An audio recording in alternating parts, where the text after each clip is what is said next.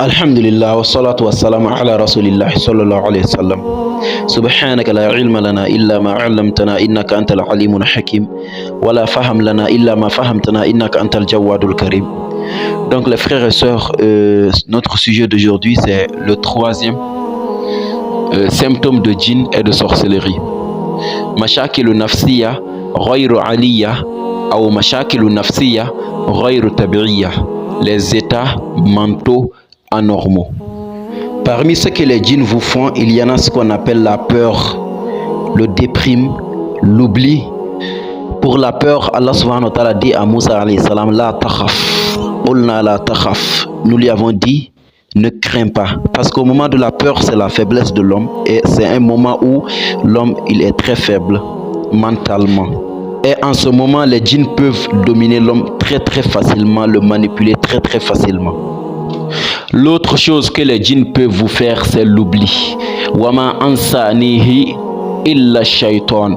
Personne ne m'a fait oublier ceci si ce n'est un shaitan. Donc la personne peut avoir un objet avec lui dans sa poche, il est en train de le chercher partout et ne le voit pas, alors que ça est avec lui. Ou bien tu peux dire ton nom à la personne tout de suite, d'ici 2 minutes il a déjà oublié.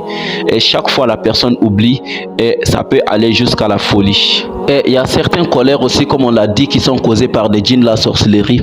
Chaque fois la personne se fâche contre les gens, pour une petite chose la personne se fâche et se met à se battre contre les gens, à insulter les gens et ça crée des colères.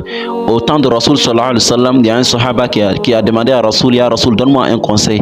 Rasoul lui dit, ne te fâche pas. Il dit, ya Rasoul, donne-moi un conseil. Il lui dit, ne te fâche pas. Il dit, ya Rasoul, donne-moi un conseil. Il lui dit, ne te fâche pas. À 3 reprises. Donc le fait de se mettre en colère, ça fait que les djinns, ils ont le dessus sur toi. Ils peuvent te dominer très facilement.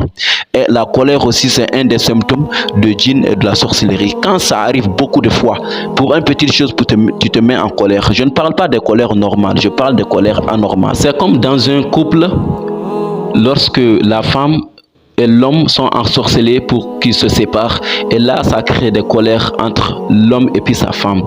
Et puis là la femme se met toujours en colère contre son mari, elle ne supporte plus son contact. Et lorsqu'ils sont séparés, chacun se sent à l'aise, mais dès qu'ils se retrouvent là, ça crée encore d'autres colères, d'autres problèmes encore. Et là maintenant, ce que Allah subhanahu wa ta'ala dit, فَيَتَعَلَّمُونَ مِنْهُمَا مَا يُفَرِّقُونَ بِهِ بَيْنَ الْمَرْءِ وَزَوْجِهِ. Ils apprenaient auprès d'eux de quoi s'aimer, la désunion entre l'homme et son épouse. Et donc là, ça crée des colères entre l'homme et son épouse jusqu'à ce qu'ils se séparent. Ça, c'est la sorcellerie de séparation. Et là, ça crée les états mentaux anormaux, comme on l'a dit. Mashakilu nafsiya ghayru aliyya.